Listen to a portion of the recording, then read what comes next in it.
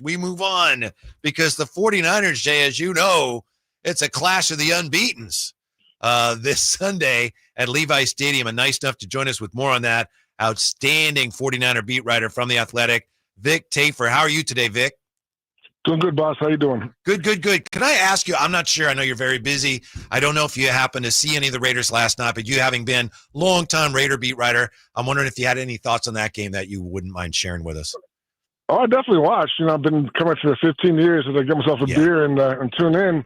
I was underwhelmed. I thought, obviously for me, Genti, I thought should be playing more. I was surprised that Dylan Labbe was in there over him at the end. I thought the defense is what I thought it was. Max Crosby and a bunch of guys who try hard. So I think it'll be competitive, but I'm not sure I'll be able to get over the hump in many of those games like last night. Mm-hmm. What'd you think of the Chargers? Are they legit this year, maybe? It's funny because they're fine. They look good. Obviously, the Mac injury is a big deal. I'm not sure how long he's out for. But like last night, like the announcers are just like, loving Herbert. He's the best thing ever. And they only had 20 points. I mean, they didn't score him many points. For a guy who gets so much, I mean, he's great, obviously, but people love the guy and doesn't really have the numbers, to back it up. But they're 2-0, so that's all that matters. So. Well, one thing about it, Vic, is, we've always loved you from afar here with 49ers fans, so we're glad that you don't have to cover that atrocious team anymore, the Raiders. But I'll speak for you. Talk about a real team here as we move on about the 49ers. The 49ers, just overall takeaway from this past weekend. A lot of people, obviously, with, being banged up, George Kittle, Brock Purdy, guys like that, Trent Williams being banged up. A lot of people going into the game thought maybe the 49ers still could handle business against the Saints. They did. Overall take from that. Yeah, the cool Raider fans just win, baby, right? It was an ugly win. I didn't think it was you should probably beat Spencer Rattler by more than they did. But, they were banged up. They lost. Juice was a big part of the game plan. He got hurt also early on. Kind of he's a guy who helped fill the shoes of George Kittle, so that was a big loss in the middle of the game. But Mac Jones did a good job. I think he held on to the ball maybe too long at times, but the O-line did a good job, and I thought they had enough to win. And like we said, 2-0 is the main thing. They're 2-0, and ideally they'll get some of those guys back at some point. Mm-hmm. Yeah, the great Vic Tafur, nice enough to join us. Yeah, everyone wants to talk about Mac Jones, and I'm sure we'll talk about him more, Vic. But how impressive and important was Connor Colby on Sunday for the 49ers? Yeah, he was great. He's a guy who got some buzz at training camp, kind of waiting in the wings, and then Ben Barch got hurt. He stepped in. I think the stats said didn't get beat at all on pass pro, so that's pretty impressive for a guy, a rookie to come in like that out cold. And I think he's a guy who they have high hopes for. I'm not sure Ben Barch gets his job back if I think it was according to plan. Ooh, wow, that's big stuff right there, Big V. Hey, Vic, speaking on the we'll stay right there with the offensive line. What are you hearing about Trent Williams? And we know we played through his injury here this past weekend, but a little long in the tooth, of course, all pro bowler, everything you possibly can name, future Hall of Famer. What's your thoughts and everything that you're hearing about Trent as we progress through the season? I thought he played better in week 2 than week 1. That's probably a good sign. I think he's definitely getting some of the, like you said, he's kind of banged up a little bit. His knee went down. I got the fire alarm here. Hold on a second. Yeah. Wow, someone's burning down here. But no problem. But so I think he's a guy who knows what it takes, and he doesn't really need practice, I wouldn't think, as long as he gets out there on Sundays. And he's such a skillful guy and knows. Sure, he's 37, but still one of the best, probably the best left tackle in the league still. So I think it's a good sign he played better and should be okay going forward. Mm-hmm. I know that coordinators are always tinkering, but Robert Saleh, to what extent is he still tinkering with some of his younger players? It looked, Vic, like he actually went to maybe like a 4-2-5 alignment at times Sunday. So to what extent is he still figuring out what he has with some of his younger players?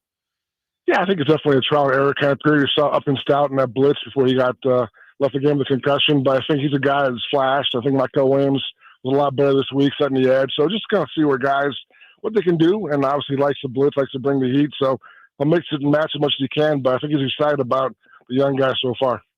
Joined by Vic Tafur of The Athletic, one of the best to do it over here with the good guys now, 49ers insider. Vic, Vic, speaking of the young defense, Michael Williams looked like he put a cape on a little bit this past week 2, making some good plays. Is he looking to take the next step, or is the team looking for to kind of unleash him a little bit? I know they've put Bryce Huff out there a little bit on the other opposite of Nick Bosa. What's his take moving forward here as we get into the next week or so?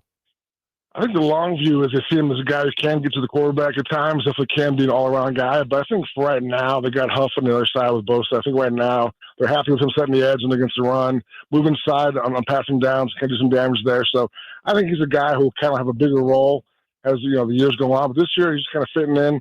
I think getting the job done with they need to do it.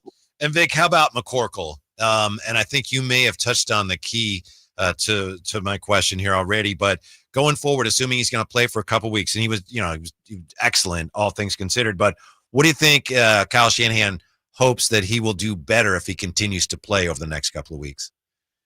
Well, other guys talk about his swagger. He's definitely got an easygoing personality, and kind of like he looks like he belongs. Definitely his confidence is back after what happened in New England. So I think just kind of it's a big thing for him, a big day for him, kind of get that win under his belt to get the guys' confidence. I think you saw his old connection with Kendrick Bourne was working again. So just kind of build off this, and the confidence is there. I think we mentioned kind of held the ball on too long last week, which is the big talking point this week. But again, they got to win. It buys Purdy some more time, so it's all good.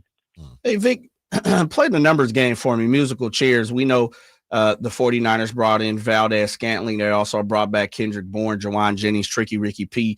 DeMarcus Robinson will be coming off the suspension list here pretty soon after next week. What happens? Like, who moves where? Is it DeMarcus Robinson has to find his way back in? Where do we see that happening here the next week?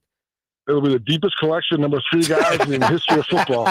It's pretty amazing. But I mean, obviously, Valdez-Scantling, MVS is the guy that thought could come in and make some plays. Hasn't happened yet, so it's kind of to me, his last chance to make some a deep pass here or there. But he's the guy I think is in the bubble once Robinson comes back, and mentioned other guys are kind of Watkins will be back at some point soon. So I think he's the guy to me on the bubble. But again, they brought him in and like what he can do is such a defense, so he might have a chance to do that this weekend. Mm-hmm. How much of Sunday's game, in your estimation, is probably going to come down to how well Arizona is able to run the football?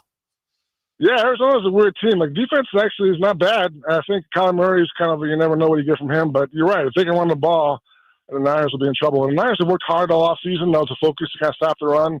Did a pretty good job in Seattle, not so much this past weekend. But, yeah, if they can stop the run, I think they're in good shape. Hey, Vic, Whitey spoke on kind of the operation and alignment that looked like Robert Saleh had spent out here with the Saints. Is anything going on with Luke Gifford, or is he just kind of look? D. Winters is playing fantastic. Of course, you got Nick Martin back there, and Fred Warner is Fred Warner, and there's really no position. And Upton Stout is kind of causing them to play more nickel, or is it more just the alignment of the offenses that they faced?